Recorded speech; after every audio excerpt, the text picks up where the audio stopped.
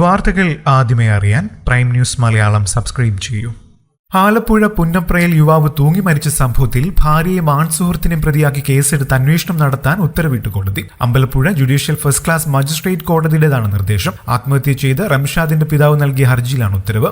മകന്റെ ആത്മഹത്യയിൽ മരുമകളെയും ആൺസുഹൃത്തിനെയും മരുമകളുടെ അമ്മയെയും പ്രതിയാക്കി ആത്മഹത്യാ പ്രേരണ കുറ്റത്തിന് കേസെടുക്കണമെന്ന് ആവശ്യപ്പെട്ടാണ് റംഷാദിന്റെ പിതാവ് കോടതിയെ സമീപിച്ചത്. കഴിഞ്ഞ ഒക്ടോബർ 13-നാണ് പുന്നപ്ര ഷജീൻ മൻസിലിൽ റംഷാദിനെ വീട്ടിൽ തൂങ്ങി മരിച്ച നിലയിൽ കണ്ടെത്തിയത്.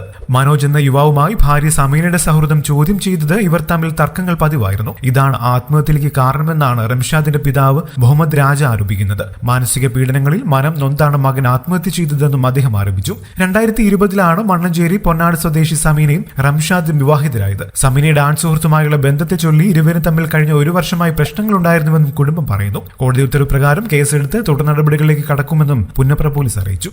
കൂടുതൽ വാർത്തകൾക്കും വിശേഷങ്ങൾക്കുമായി ഈ ചാനൽ സബ്സ്ക്രൈബ് ചെയ്യാൻ മറക്കില്ല. നന്ദി.